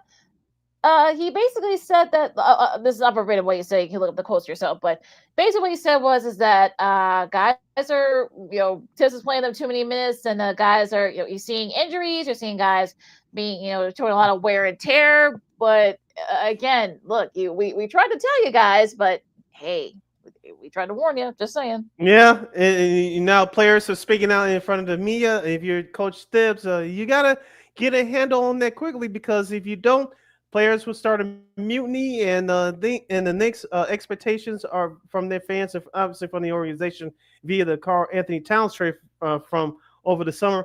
The expectations are high. If you don't have any healthy guys going into the playoffs, you're gonna have some problems. Just take a look at the Milwaukee Bucks right now and what they were going through over the last few years with their stars being down. So the Knicks, I'm not gonna say they're in trouble, but thank goodness they won the other night. We mentioned Portland has played well recently. Give Coach Chauncey Billups credit for that. Thank you for Shaquille O'Neal. We'll get to him in a minute, but the Knicks, I think they'll finish number 3, but they got to get some guys healthy, and Tom Thibodeau has to be smart in managing these guys' minutes before heading to the playoffs. Real quick before you move on, Lakina, remember about 20 years ago, you had a 13-year-old girl named Nicole Gilbert who sung the Yes. national anthem. And then Yes, I Maurice saw Cheeks, who that. was the head coach Yes. of the Portland. I think it was a playoff game, if I remember, against the Yeah, I Dallas think it Mavericks was. that year. Yeah. And so she got nervous, and he helped her out singing the national anthem. Now, 22 years later, she sung the national anthem during that game the other night. She did a marvelous job. She was interviewed by the Portland Trail Blazers broadcasting team. She said she uses that moment with any tough situation she has in life. She uses that moment to fuel her, and I thought that was awesome. And of course, Mo Cheeks gave her congratulations. Now he's the assistant coach with the New York Knicks. So I thought it was a beautiful full circle moment. I just wanted to point that out. Yeah. I'm glad you did because I was going to do that too. See, great minds. Yeah, they shared a little bit of a moment. I wish I kind of had video of that, but they did share a moment before the game, so that was a really cool. That kind of made Bo Chiefs really cool in people's eyes. So I'm glad they brought her back. I think she is a professional singer now too. So good for her. Her voice she's got a great voice. So yes, maybe she auditioned for The Voice, I think, or for American Idol. So she's still young enough. So she's only in her early 30s. So yeah, why not? Yeah, so why not? Minnesota with a nice win over Denver, 115-95. Anthony Edwards had 29 points, but look, it was the role players that kind of stepped up for the T-Wolves. And if the T-Wolves want to look, I'm not going to seriously say they're going to go back to the Western Conference Finals. I'm not saying that, but I think if they can kind of like get this on a consistent basis, help on Anthony Edwards, when possible. I think Naz Reid, Julius Randle. I know he's been in and out the lineup, but he had 25 points in that win. Jaden McDaniels, Rudy Gobert. I mean, those are guys that got to step up if they want Minnesota to perhaps maybe go back to the Western Conference Finals.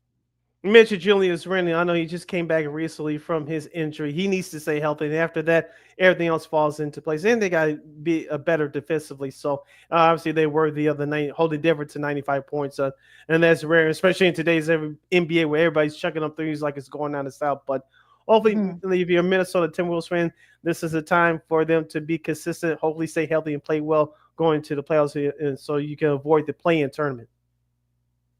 Absolutely. So we'll see if they can make a move. San Antonio beat Dallas 126-116, but De'Aaron Fox is now done for the year. He suffered an injury in that win. So it was a good win for San Antonio, but it'll be a costly win for them. Yeah, first, Greg Popovich is not coaching for the rest of the year. He's recovering from a stroke. And Victor Wembanyama, the second-year phenom out of France, he's already out for a year now. De'Aaron Fox, who you acquired via trade before the All-Star break, he's out too. Tough go for the Spurs, but I like their team.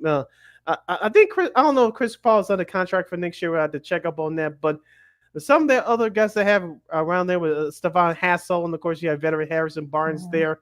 And of course, Jeremy Sochi. They have some nice young pieces there. Let's not forget about Keldon Johnson. I believe he won a gold medal with Team USA a couple years ago too. So they have some nice young pieces. Unfortunately, the injury bug got to them hard. So if they can maybe make a move for a veteran, I don't know if they're going to go that route, but if they can make a move for another veteran and keep some of the young core pieces, I expect them to be do very well next year. They're around 500 for the early part of the season before the injury bug hit them. So I don't think that this season is done, but I don't think the future is bleak for San Antonio as most people would think. Not complete, but like you said, I think injuries are becoming an issue for them. So definitely something to watch out for there. Memphis beat Utah. Houston pulled away from Phoenix. The Clippers, I should say, they beat Miami. The Miami has been just in free fall. See, I guess losing to the Bulls. That's what they'll do to a team.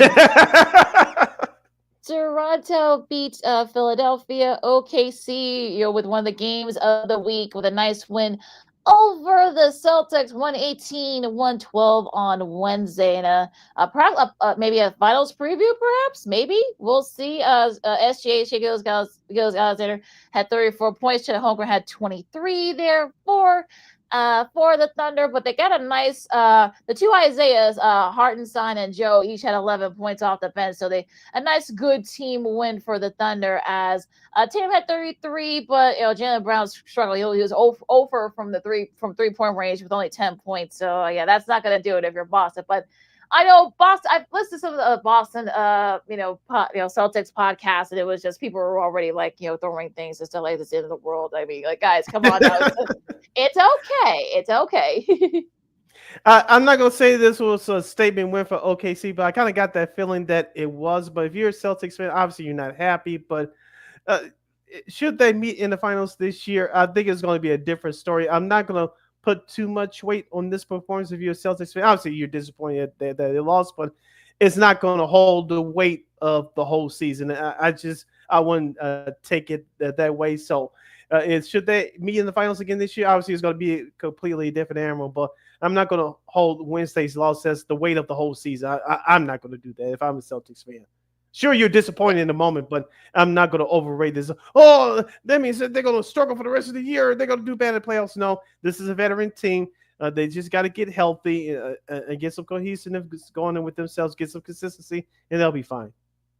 Yeah, I think. Look, if you're OKC, you needed this win more than the Celtics did. I mean, OKC. I mean, they really hadn't had a. They hadn't really had a signature win this year. So this was probably. I mean, this was probably would help OKC with their confidence, saying that they can beat these teams should they get this far. So I think that's really like one of the things that really is kind of like one of those things where you're just like, yeah, this is something that you really needed. So it's interesting to see what happens with that one now. Atlanta beat Charlotte by 13, and Trae Young, of course, continues to, just in a great performance by him. Bob Bogdanovich was someone that led the way there in scoring four.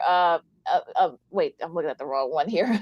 My computer screen's up here, but Trae Young had 35, and it's sort of interesting, kind of like how all this sort of, Atlanta could be one of those teams where, look, I'm not going to say they may pull off an upset, but it's sort of one of those things where you're just like, maybe could be a sleeper. I mean, they were, he was hurt for free throw range, and it's sort of, he's actually the first player to have 30 plus points, 10 plus assists while making 20 plus free throws without missing in one game. He was 21 for 21 from the free throw line and 7 for 20.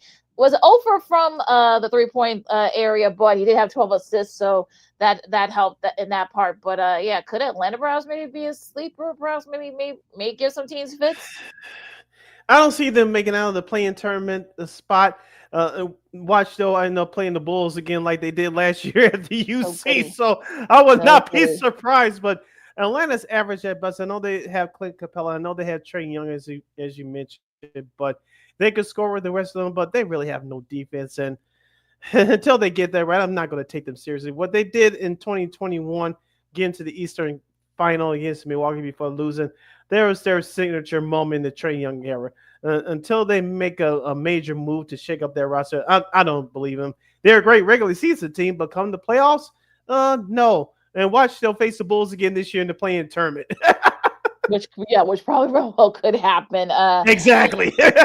Good Lord. These are Tuesday's games. The Clippers lose to the Pelicans. The Pacers beat Milwaukee after a 4-point play by a crazy off-balance 3 by Tyrese Halliburton. Shout out to Brian Anderson from TNT with the great call there with that 3-pointer. That ended up winning the game for the Pacers. Of course, they beat the Bucks by 1 there.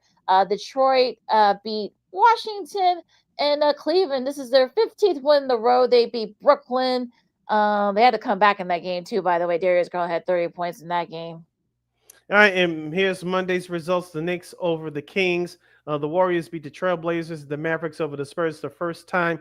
The Nuggets get by the Thunder in that back-to-back from last weekend. They beat the Thunder by 13 this time. The Grizzlies, they beat the Suns by 2. Memphis now back on track. The Rockets take care of the Magic. Of course, we mentioned the Bulls beat the Pacers despite the injury to Josh Giddey. And the Raptors get a rare win over Washington. The Hornets beat the Heat. The Lakers lose to the Nets by 3 in Brooklyn in their first game in their West Coast road trip. The Celtics took care of the Jazz, and the Hawks, you mentioned before, they beat the Philadelphia 76ers. Obviously, two teams going in opposite directions. Yeah, so just kind of crazy how this kind of all transpired. You thought that maybe these two teams will be like right there for the Eastern Conference, but Philadelphia just terrible. But Speaking of, yeah, I mean, it's just, it's just crazy how this season's gone for Philadelphia. You feel bad for their fans a little bit because they thought that they could be right up there in the top three with your Bostons and your Clevelands, but it turns out to not be the case. So. Yeah. And speaking of Philadelphia, as we kick off this schedule for this weekend in the National Basketball Association, the Celtics and the Heat will do battle in South Beach. That'll be the first game of the NBA TV Friday night doubleheader. That's at 6 o'clock. Other games for Friday are as follows. Indiana will face Philadelphia in the city of brotherly love. The Clippers will continue the East Coast road trip. They'll face the Atlanta Hawks. The Mavericks and the Rockets will get together in the two-step Texas battle in Houston. Cleveland will visit Memphis. That should be a good one. Orlando will visit Minnesota. The Charlotte Hornets will take on the San Antonio Spurs. The Los Angeles Lakers and the Denver Nuggets will be the second game of that NBA TV Friday night doubleheader. That's at 8:30 Chicago time. Toronto will start off on their West Coast road trip. They'll take on the Jazz, and the Sacramento Kings will face the Phoenix Suns.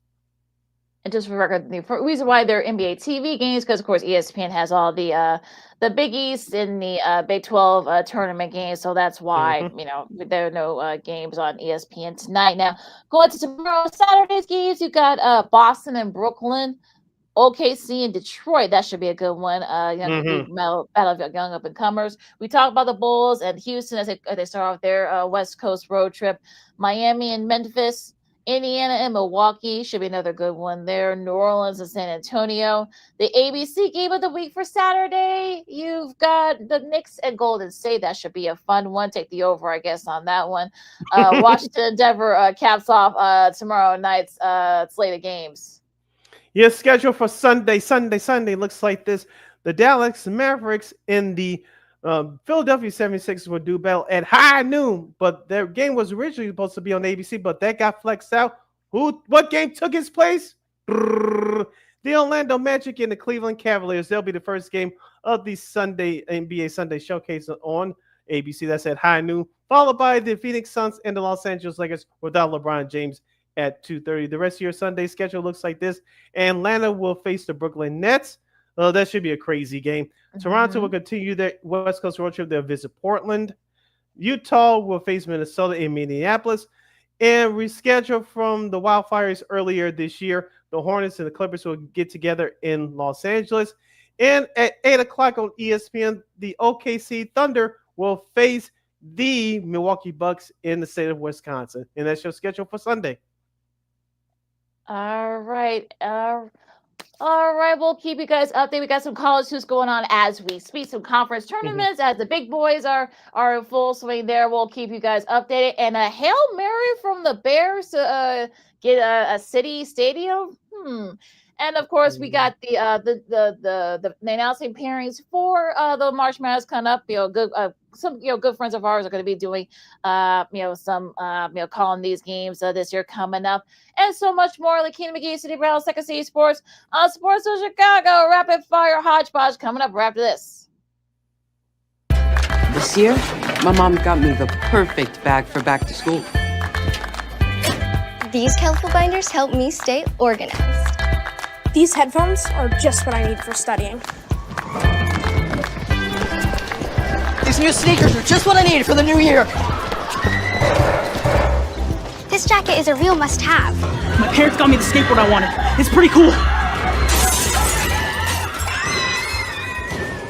These scissors really come in handy in art class. These colored pencils, too. These new socks, they can be a real lifesaver.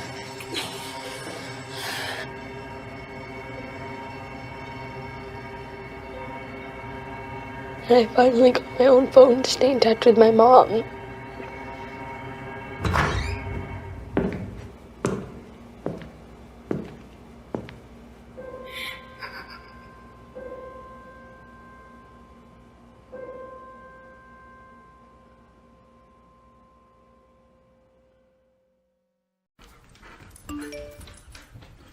Trisha's having a sleepover tonight. Can I go? I wonder about Lucy's friends. What should I say? I know you're only 10, but one of these days a friend will offer you a drink. And alcohol at your age can lead to so many things. None of them good. So can I go to the sleepover? Lucy? I want you to promise me I something. finished my homework. Bigger promise. If there's any drinking, I want you to say, "No thanks, not my thing." Mom. I promise you. Your real friends won't care. Deal? Sure. Really? I promise, Mom. They really do hear you. Did you pack your toothbrush? For tips on how to start the talk, visit underagedrinking.samhsa.gov. A public service message from the Substance Abuse and Mental Health Services Administration.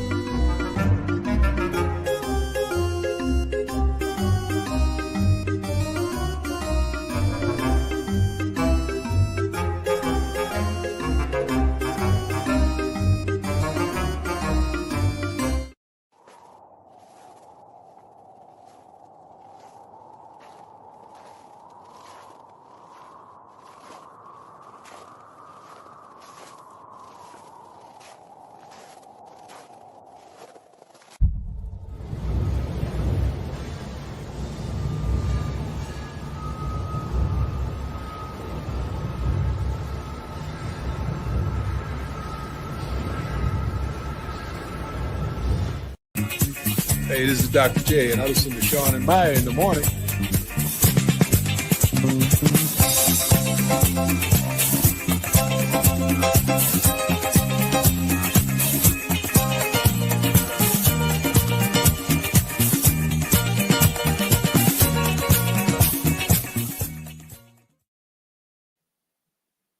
Welcome back to the Second City Sports. You're locked and loaded in real live in the living color right here on Sports Zone Chicago. I'm Sid, that's Lakina. You can follow yours truly on the Twitter, X, and the IG at SidKid80.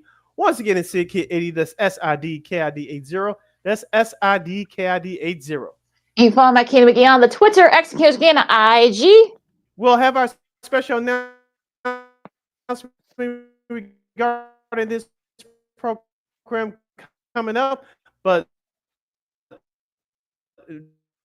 during our rapid fire segment, this is our last break today for the you. All right, Sid. We have some scores. Got you some scores right now in the quarterfinals of the Big Ten tournament down in Indianapolis. You got Michigan State. They beat Oregon by 10, 74-64. Of course, they beat it by 10 points. Chase Richardson, who, for those of you who don't remember, is the son of Jason Richardson. If, of course, you guys remember, all you Sparty fans, of course, he was on the national championship team with Mateen Cleaves and Mo Pete in the game there. He was there at the game too, watching his son play. He had 18 points as the Spartans hang on to beat Oregon. Your buddy Penny Hardaway is getting, and his Memphis Tigers are getting all they can handle from Wichita State, but like they're starting to pull away from them. They're up 11. They got about a little over 13 minutes left in that game. Loyola. Yeah, Chicago. PJ Haggerty just had an N1, so it's 56-45. Yep. So they're starting to pull away in that game. Loyola, and this is the A10 championship quarterfinals. This is on USA Network, so you guys got to follow that game if you want. They're leading St. Louis right now, 32-20, and some craziness going on in the Conference USA semifinal matchup. Kansas State giving all they can handle to Liberty, the top seed in that tournament. This is in that conference tournament. Some weirdness going on right now, but yeah, that's one of the things you hate about this stuff. But yeah, they're still up there. Auburn, they're up 6 against Ole Miss. 46-40 in the quarterfinals of the SEC conference tournament. Yeah, real quick with that Auburn game, they were leading by 7 at halftime, 29-22. Ole Miss really struggled shooting from the outside, but for Bruce Pearl's Auburn Tigers, I know we talked about it on our show on Monday regarding that classic game they had against Alabama last Saturday, which they lost at home. Auburn can get down the floor as well as with anyone in the country in terms of pacing and offense. They can really shoot the ball well. They really can penetrate inside, but they really had struggled offensively here earlier today against Ole Miss. And maybe they'll start to pull away here, but If they barely, I'm assuming that they're going to win this game, but if they win this game, but not in a convincing fashion, I would give Bruce Pearl the side eye in more ways than one. Maybe it's just one of those things that playing potentially 4 games in 4 straight days. That's what it'll do it to anybody. But I would give him a side eye if they don't pull away here in the next couple of minutes. That's just me. Well, you want to have a nice momentum going into to the tournament. So, sometimes sometimes look, you didn't win your conference tournament, you don't end up winning at all. So it all just depends. It all just depends. I feel like so. We'll see what happens there. Excuse me, in that one. But a couple of first timers going to the tournament. You got SIU Edwardsville, not that SIU, but the one right across there's a bridge I guess going into Carpenter Edwardsville. They're going for the first time ever. They beat Southeastern Missouri State in the Ohio Valley Conference tournament. So congrats to the Cougs there. Excuse me. And High Point, of course, they're going for the first time. So you got a couple of first timers. Of course, Gonzaga, they won the West Coast Conference earlier this week. They beat St. Mary's in that tournament. Montana, they're going back for the first time in a few years. McNeese, Will Wade squad, they're going back for a second straight year. Could they perhaps maybe pull off an upset? We'll see. So you got a nice little mixture of newcomers and some old standbys. So yeah. So I think that's what you like to see in the tournament. So you like to see teams, a nice little mix of those teams. Yeah, just a couple of games I want to get your opinion on before we move on here. We'll start in the Big Ten. Wisconsin and UCLA, they'll be coming up in a few minutes. And, of course, Maryland and Illinois will do battle as they tip off the nightcap tonight. Well, who are your winners in those 2 games? Like I said, I mean, it all depends on what you see. If I mean, look, assuming that I know people want to say that because we talked about with our buddy Jordan early on that if they, look, if you want to go by like they're back being healthy now, I don't know. But you never know, kind of in a neutral setting. So weird things can happen. But I think Illinois pulls it off. But I don't know. But I think whoever wins the UCLA Michigan State game could probably perhaps a Wisconsin game could perhaps maybe make some cause some fits there as well. But maybe just see what happens. But yeah, I kind of feel like this is going to get a little bit interesting in the Big Ten tournament. It could be wide open, I feel like. I think so too. I know Michigan State doesn't need it, but assuming that they win it, I think you can make a case for them getting the number 1 seed. I don't think it's going to end up that way, but if your time is so, like I said, assuming you win the Big Ten tournament on Sunday, if you get to the game and win it, I think they can make a case for a number 1 seed. I think they'll end up at number 2. But as far as today's games, I think Wisconsin will win. Mick Cronin on the flip side for the Bruins, he's done a great job with those young men. 22-9 for the year. I think the defense will be the calling card for both of these teams. You mentioned with Illinois and Maryland. Illinois, the way they've been playing lately over the last couple of weeks, they should win. I like Maryland next to Wisconsin being my 2 sneaky teams in the Big Ten coming up next week in the March Madness. It's going to be a toss-up game, but the way that Illinois has been playing, I expect them to win this game by a couple of points. Maryland is going to give them all they can handle. There we go. Tennessee and Texas in the quarterfinals of the SEC tournament. So that should be a fun one there. If you're in the American, like I said, if you're a bubble team, if you're like a Texas or North Carolina or a Boise State, you're cheering hard for Memphis to hang on, perhaps, and get that that auto bid. Because if they don't. Because if they don't, you could be out of luck. So we'll see what happens there. Now in the Missouri Valley Conference, the Mountain West Conference tournament, I should say. Colorado State's really the only team you have to worry about. I think the other 3 teams that advance from that tournament, they're going to get in regardless. So I wouldn't worry about that. So if you're cheering for Boise State, you're cheering for New Mexico. I think if they, I think New Mexico can make a couple of surprises, perhaps maybe give some teams some fits like they did last year. But like I said, we haven't, we don't have a bracket yet. Like George said, we don't have a bracket yet, so it's going to be hard to kind of do it. But yeah, I think if you're cheering for Boise State, New Mexico, or Utah State to perhaps get that automatic bid in the Mountain West.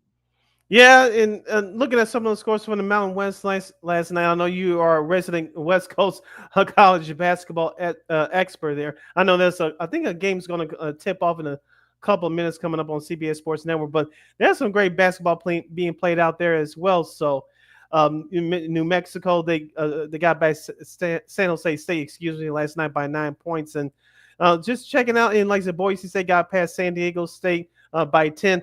There's some great basketball being played out west as well. So I wouldn't put past those a couple of teams that won last night. Should they get into the big dance to pull off an upset too? We saw what San Diego State did a couple years ago, reaching the Final Four. So that's I know everybody wants to talk about Gonzaga. I know it hasn't been a Gonzaga type year as we expect over the last two decades from that program and Mark Few. And so, but I would not ignore those West Coast Conference teams. I wouldn't.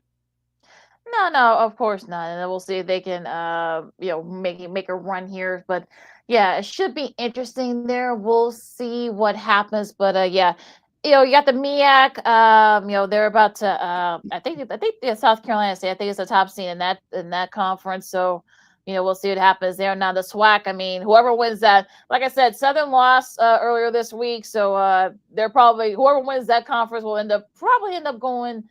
Playing on Tuesday or Wednesday. So yeah, sorry, folks. No, that's just the way it is. Yeah, sorry, kids, but yeah, that's just how it is, like you said. And I think Liberty should have made it from the Conference USA. Could cause some fits. Let's see here. Like I said, I talk about McNeese State in the Southland. They're going back for the second straight year. I can see them. They gave a hard time last year. So yeah, they could definitely. And a lot of those guys are back. So we'll see. I mean, like I said, it's going to be interesting when the brackets come out on Sunday.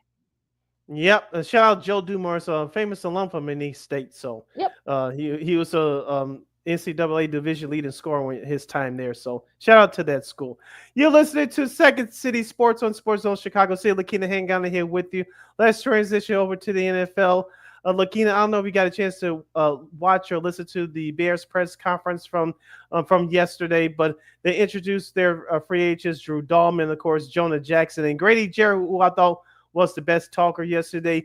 You could tell that he was very surprised, but at the same time, very appreciative of the position that he's in his career, 32 years old, starting over with a new team.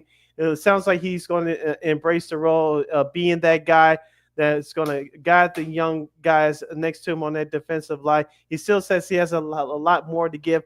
Also, as well as I do, 32 years old, that's senior citizens age in terms of the NFL. But Grady Jarrett said that he feels great. He can't wait to get on the field at OTAs coming up in a few weeks and to implement those seasons to those young guys. And I don't know if you caught that question from our guy. We got to get him back on the program. Friend of the show, Herb Howard. Herb Howard asked him a question. He said that I saw this clip on YouTube that he was talking trash with Jordan Love from a couple years ago when the Falcons played the Packers, and I forgot what the exact question was, but Grady Jarrett said, "Yeah, I know what you're talking about. That's kind of how I get going. I get my motor going, get my teammates going. It's just one of those things to help me get an advantage." So Grady Jarrett is really embracing what the Bears have done so far, even though it's in free agency. So I really like this move. It brings the veteran on that defensive line, but I'll still say this, Lakina. And I'll keep on saying this until the draft on April 24th through the 26th in Green Bay in April. The Bears need to draft an edge rusher because what they have right now, even with the addition of Grady Jarrett, and of course you have Montez Sweat, who Jarrett did praise in that press conference yesterday, you still need an edge rusher to go on the opposite side of Montez Sweat.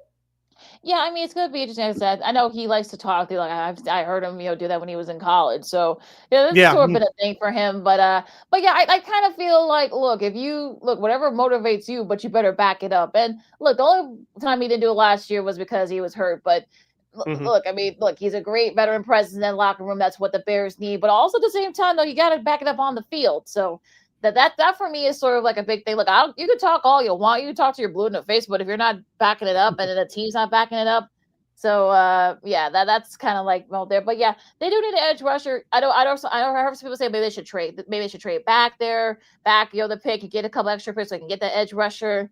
I mean, we talked about the depth of edge rushers. We talked about in the last couple of shows.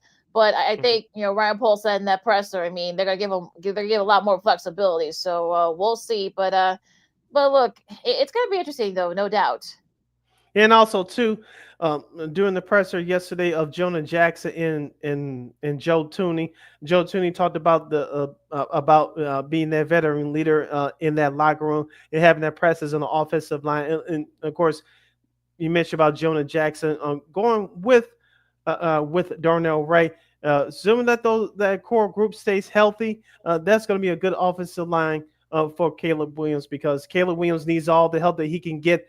They have the weapons, in my opinion, as far as receivers and the Cole Command to tight end, but you need to shore up that offensive line. It wouldn't hurt Brian Poles to draft a backup offensive lineman in the draft. You could probably use one of your later round picks to do so, but at least on paper, that offensive line looks a hell of a lot better than it did last year, where you gave up 67 sacks. Which led the NFL there. So yeah, gonna be interesting to see what happens here. But yeah, some of the moves that that we talked about, they're now official. The DK Metcalf trade and the contract extension. He's now a member of the Pittsburgh Steelers. Among some of the other moves that are now official. Geno Smith, that trade to the Raiders, that's now official. Let's see here. A couple other moves from earlier. The Sam Darnold signing with Seattle, that's now official. Of course, replacing Geno Smith. Harrison Smith, he's just going back to the Vikings. The Vikings have had a pretty busy week. I mean, they picked up a couple of O linemen. They picked up a D lineman as well. So, I think Minnesota. Look, I see that they're not going to have to release Garrett Bradbury if they don't. They may have to if they don't trade him. So that's another O-line guy from them. But yeah, Minnesota's made some really good moves. Of course, they traded their guard Ed Ingram to the Texans. The Texans showed up their O-line to help out C.J. Stroud, protect him. So yeah, there was a lot of activity there the last week. But the Minnesota Vikings will be in the same position potentially like the New York Giants and the Pittsburgh Steelers, or who's going to be their starting quarterback. With Minnesota, you have rookie J.J. McCarthy, but you kind of get the vibes there that he may not be ready for training camp due to that knee injury he suffered in the preseason a year ago. So we'll see what the Minnesota Vikings do. But I want to talk to you about the New York Giants and the Pittsburgh Steelers. It looks like those two teams, it may come down to who Aaron Rodgers, should he decide to play. Now he'll be officially released from the Jets. As we said on this program, we'll say it again. The Giants, no, they're nowhere close to being the playoff team. I know Joe Sheehan and head coach Brian Daboll, their jobs are on the line this year. They're getting an extra lifeline, lucky for that, but they're nowhere close to a playoff team. They're sure as hell nowhere close to a Super Bowl team. The Pittsburgh Steelers, they still have a young defense. I know TJ White got injured toward the end of last year. They're going to be looking for a new running back, but the offensive line is still okay. And they have DK Metcalf, as you mentioned. They still have George Pickens on the roster for the moment. So if you're Aaron Rodgers, if you want to win now, you go to Pittsburgh. You go into the Giants, your career is over. It's just as simple as that. Well, yeah, I mean, also, too, Russell Wilson, of course, he talked with Cleveland. Now, apparently, he's going to be going on his way to New York, perhaps maybe even to talk to the Giants. So I think but I'll also throw in that little wrench there, too. If you're Minnesota also, they might be interested in bringing in Aaron Rodgers as well, because, again, the rumors are that J.J. McCarthy may not be ready for training camp. So, look, you've got all the weapons there. You've got T.J. Hockenson, you got Justin Jefferson. They beef up their O-line. And they got a solid defense too. They got a little mixture of they may address some of I think they still need a corner too. So we'll see if they address that through free agency or the draft. But I think if you're Aaron Rodgers, I think you may go to Minnesota because you're gonna be playing a controlled environment for about half the season, and you get a little bit of revenge against your former foes in the NFC North, including Green Bay. And of course, you got to play the NFC East this year. That's the tough part of the schedule as well. But yeah, I think if you're Aaron Rodgers, I think Minnesota might be the best spot for you. You can get a nice little 1-year deal, maybe get a second year with an option, perhaps maybe add a lot of incentives so it'll be a little bit, because all those moves that Minnesota made, they probably would not have done it had they signed Sam Darnold. So you got a little bit of that flexibility so that they can get Aaron Rodgers a 1 or 2 year deal with a lot of incentives because of that contract he had with the Jets, I should say. You notice that we were the first ones in this space to bring up the Aaron Rodgers possibility of Aaron Rodgers playing in Minnesota. Now You hear both Chicago radio stations talk about it. I wonder where they got that from. I P.S. You're don't welcome. know. Yeah, P.S. You're Thank welcome. you. You're welcome, But guys. but shout out to our good friend Jade Hood from Cap and Jade Hood on ESPN Chicago. Check him out. Deion Miller, another friend of the show. She was with him, I believe it was yesterday, and I think she asked a question of it, and Hood brought up that I think he said he saw this on social media.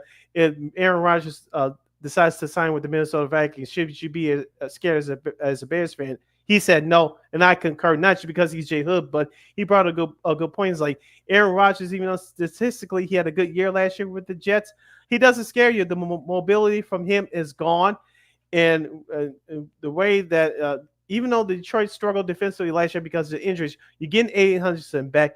Assuming that the Bears continue to improve on the defensive line, I think Green Bay may take a slight step back.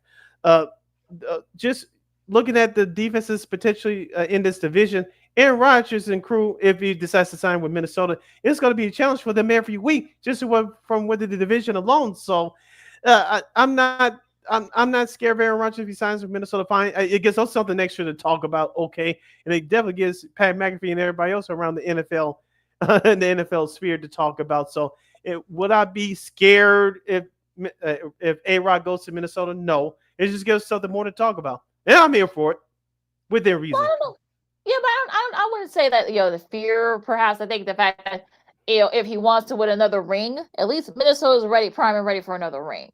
Yeah, and I think they're that's win now mode.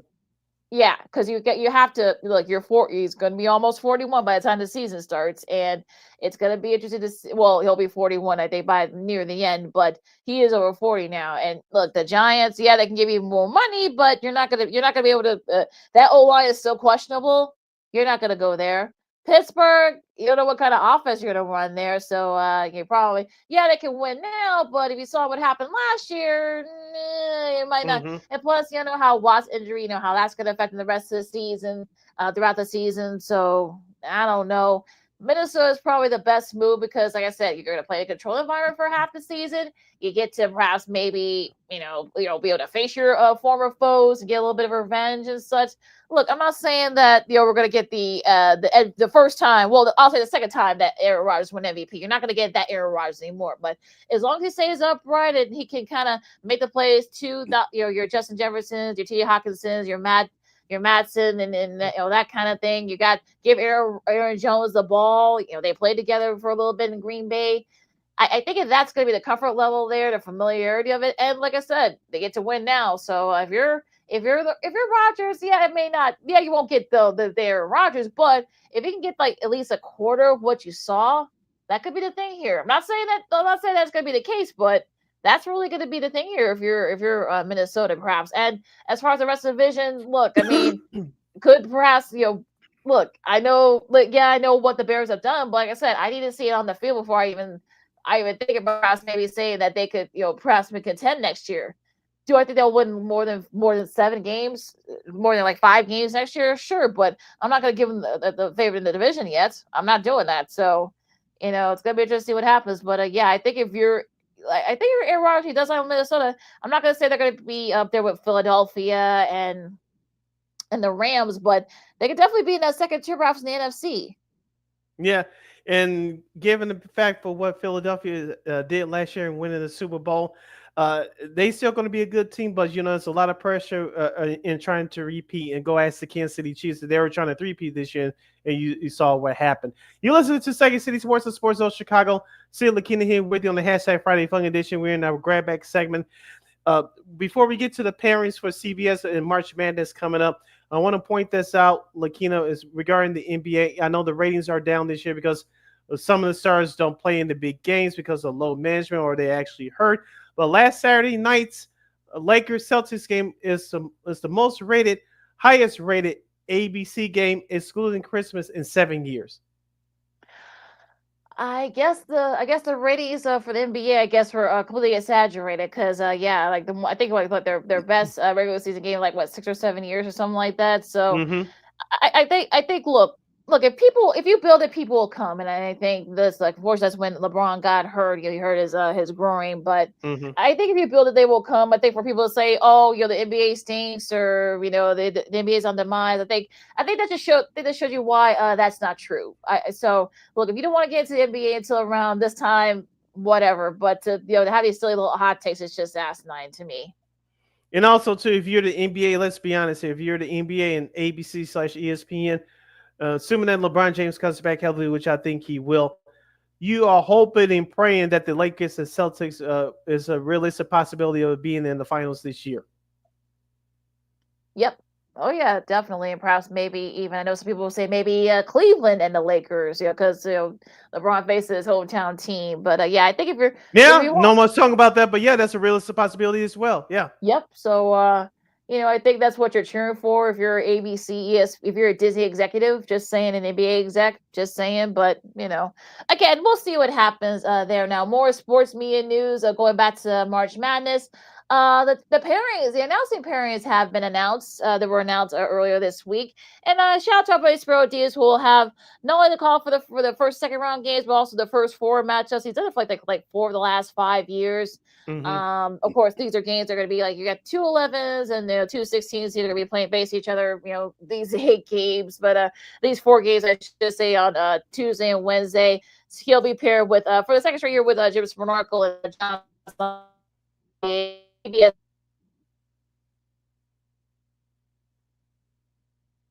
Grant Hill and Tracy Wilson are teaming up again as a lead announcing team. They'll of course do the Final Four National Championship as well, followed by Brian Anderson, Jim Jackson, Allie LaForce. Through the regional finals, Kevin Harlan, Dan Bonner, Stan Van Gundy will be doing the regional finals games. Of course, Lauren Shaheen, who does a great job with MD Network. The Andrew Callahan, Steve Lapis, and Evan Washburn. Of course, they'll have the regional finals there too. The Eagles are kind of like your top 4. Lisa Byington, Robbie Hummel, and this is a big news here. Jalen Rose will make his debut doing the first and second round games. But of course, with Andy Katz on the sidelines. Rounding out the announced pairings, Tom McCarthy, Deb Battinelli, and Steve Smith and AJ Ross there. And of course, your last one, Brad Nessler, Brendan Haywood, Dana Jacobson. She's back on the sidelines doing some March Madness games. And of course, rules analyst, former veteran college hoops referee at Gene Steratore. Yeah, I'm happy for Jalen Rose. He finally, I know he's been doing a great job on TNT and filling in for them, especially during that Tuesday coverage. Nice to see him getting some run for March Madness. Hopefully, NBC will hire him next year to be part of the studio team. We'll see about that, but it's nice to see him on there. Shout out to our guy Spiro Diaz, as you mentioned, friend of the program on there. And of course, Iron Eagle, I believe this will be his second year or third year being the lead. Being the lead. So, and Bill Raftery has been doing the Final Four games close to a decade now. For a long time, he didn't get it because, of course, the late great Billy Packer had that spot. So, a good announcement crew for March Madness. So, there's not really too much I can complain about. Not really. No, not really. So, although it's gonna be interesting, you got of course Lisa went to Northwestern. Robbie Hummel, of course, was a standout at Purdue, and Jalen Rose, of course, was part of the Fab Five in Michigan. So that's gonna be interesting. The Big Ten pairing for all you Big Ten fans. I hope they keep it very civil. Yeah. So we'll be looking for that starting next week. NBC, Comcast, Universal, they extended the contracts for the Olympic rights through 2034 and 2036. So you're going to be seeing the Olympics, both the winter and summer on NBC, at least for the next decade.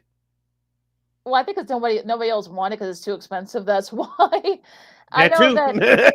Yeah. I mean, look. We grew up with ABC doing a lot of the Winter and Summer Olympics. Mhm. We knew CBS did it for a couple of times during the Winter Olympics when they did the whole every 2-year thing with the winter and the summer. Well, the 2 Winter Olympics back to back. The winter, 92, yeah, 90 the winter, yeah, yeah. 94.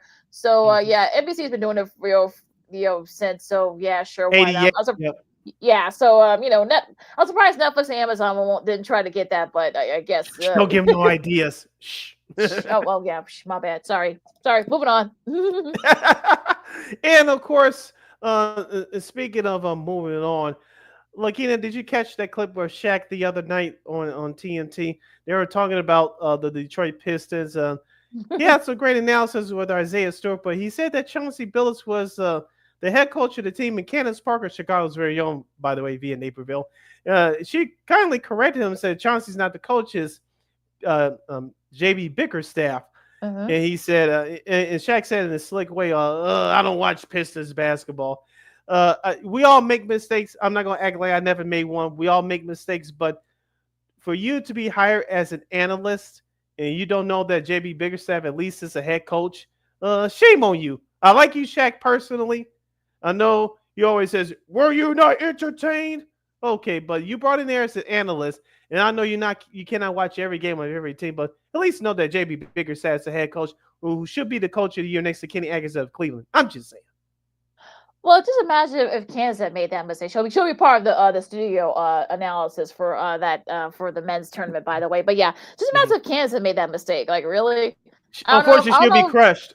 Yeah, I mean, of course, I don't know if Shaq was saying that, just to be funny, but it just didn't look, just didn't sound right, basically. So yeah, but that was just kind of like silly how he did that. But I think JB wasn't. I think Coach Bickerstaff wasn't very offended by it. So like, whatever.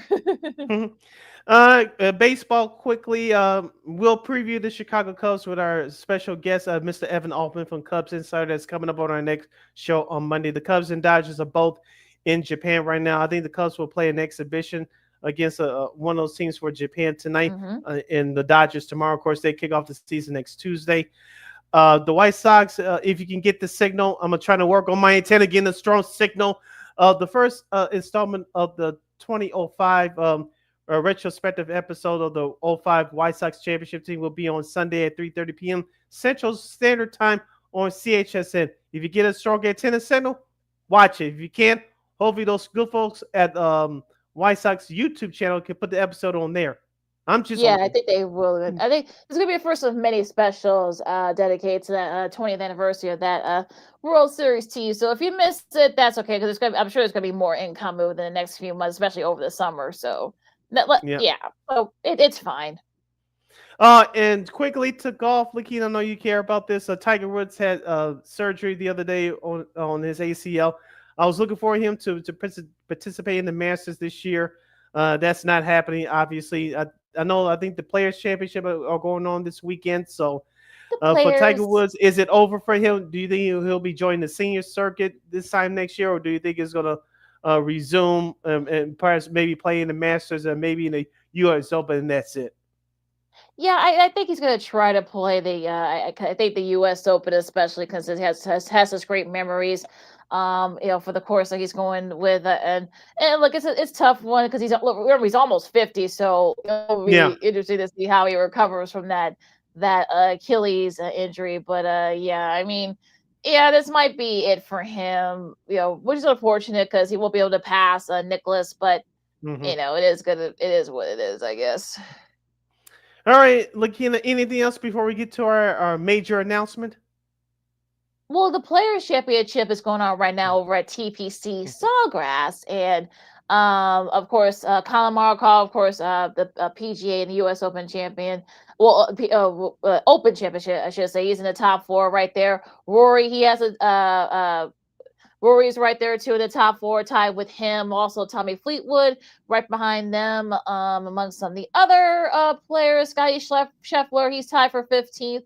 Right now, amongst the others, Ricky Fowler, he's done. He's in the top 15 as well. Like a logjam of guys. So the 5th major is going on right now over at TPC Sawgrass. So should be a fun one coming up. We'll be watching. We turn back and forth from the basketball and watching this big tournament.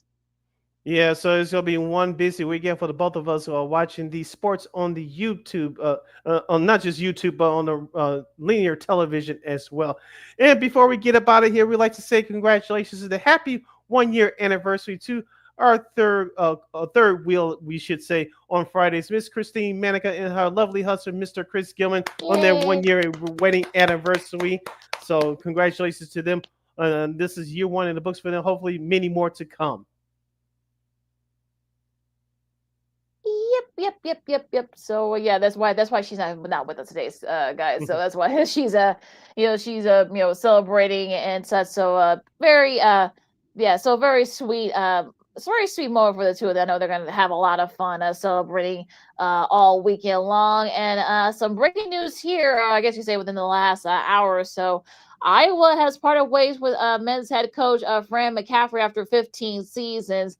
Iowa hasn't had a good last couple years, so not a big surprise. So it's going to be interesting to see where does Iowa go from here. Will it be Mike Woodson? I'm just throwing it out there because I know he's Indiana lost the other day, so he's not going to return to the team. So could they look at him? Could they look at a young and up and coming head coach? So they need to start their process now. So we'll see what happens. You got the high school boys championship going on as we speak. So I think DePaul College Prep, they're going for I think they're going for their third in a row, but I think they're in a different class now. I know our buddy Marshall Harris from a friend of the show, of course, so now co-host with Dan Bernstein at the Score. He's been doing a lot of the play-by-play for that. So he's doing a great job from what I've heard. So so congrats to him. And shout out to Kenny McReynolds and Casey Standerhall, both of them also friends of the show on the coverage as well on WCIU. Yeah, so you can check that out as well on the U, as they say. Not Miami, but WCIU, real Chicago. Yes. And now to our major announcement regarding this show. We're still going to be on Mondays and Fridays on Sports Zone Chicago. That's not the major news. But the major news is this Sunday night. Yes, this Sunday night. Believe this is our 5th year, Lakina, if I'm not mistaken. Yep. Our 5th year. Yep. Our 5th year. We'll be doing our March Madness celebration, our breakdown of the 2025 men's NCAA tournament bracket. So after you watch the official announcements on CBS in the bootleg version of ESPN Sports Center at the same time, come over to us starting at 6 o'clock this Sunday on Sports Zone Chicago. Yours truly, along with Lakeem McGee and hopefully others, we'll break down the brackets. We'll discuss the final line night. Hopefully, Loyola, if they can win the A-10 tournament, we can discuss them as well. Should they make it, our Illinois state teams making the tournament, we'll break down the brackets from each region, and we'll give you our early predictions of who can win this tournament, which players and teams you should watch for. So if you followed us over the years doing our March Madness breakdown program, this year is going to be fun again. So tune in this Sunday night, just a little bit after 6 p.m. Central Standard Time, right here on Sports Zone Chicago. Yours truly and Miss Lakina McGee we'll break down all the brackets and get you set for March Madness coming up next week. So this Sunday night, 6 p.m. After 6 p.m. Central Standard Time, right here on Sports Zone Chicago, Second City Sports presents the March Madness breakdown. Can't wait, as Bart Scott would say. Yeah. Of course, you can watch the bracket, the brackets on CBS at 5 o'clock. So we'll see where Illinois goes. So, and also any potential Cinderella. So, so much stuff to talk about. So, it should be a fun. This probably might be the most wide open tournament, I think, because, you really don't know, especially now with the Cooper Flag injury. You got to think that might take. Now, I wouldn't say that they're not gonna, go far, but I think this might be a little bit tougher for Duke. I feel like, but we'll see. Yeah, people in certain states can gamble on this legally. I don't think you can bet on it legally here in Illinois in terms of college sports. I don't think so, but we'll check up. No, it's not like Illinois or Loyola or anything like that. Okay. Yeah. But a lot of people will be gambling on the tournament. Of course, if people, including us, will be filling out our brackets, and whether you mentioned with the Cooper Flag injury, it is really going to be tough. So, but we'll have fun as always. Don't forget, once again, this Sunday night, just after 6 p.m. Central Standard Time, around 6:05 p.m. or so, this Sunday night, right here on Sports Zone Chicago on our Facebook and YouTube pages, Second City Sports presents March Madness Breakdown with myself and Miss Lakina McGee. So we'll be with you in less than 2 days again. Yep, exactly. And also, hopefully others will be joining us as well. We're working on that too. So with that said, you find my Lakina McGee on the Twitter, X, and IG. You can follow your Shirley Sydney Brown on the Twitter, X, and the IG at SidKid80. Once again, it's SidKid80. That's SIDKID80. That's SIDKID80. Be sure to download that Sports Zone Chicago app wherever you get your apps. Please follow Sports Zone Chicago on all social media platforms. Please subscribe to our podcast. We're located at Ward Media Podcast. That's WARR Media, PODCASTS. We are on all podcast platforms including the iHeartRadio app. And while you're at it, please give War Mia a follow at WARR Mia on all socials. And thank you very much in advance for your support. Like, share, subscribe, and tell your friends. Be sure to catch Second City Sports live in living color every Monday, every Friday from 12:15 to 2:15 Central Standard Time right here on Sports Zone Chicago. One more again, as the kids would say. Be sure to catch Second City Sports live in living color every Monday, every Friday from 12:15 to 2:15 p.m. Central Standard Time right here on Sports Zone Chicago. Of course, you can catch Sports Chicago's replays of our show, Sean and Maya, the Smoke Fellas, and other great content here. You can get all the replays anytime, anywhere on Sports Chicago's Facebook and YouTube channel. And you know we will provide.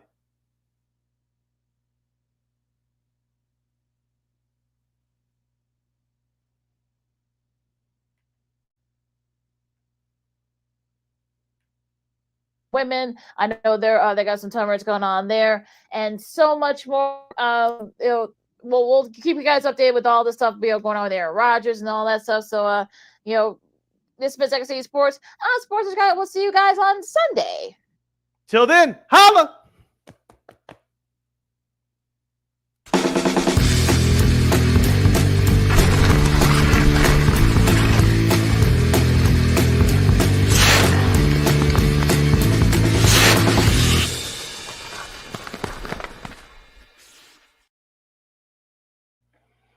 All right.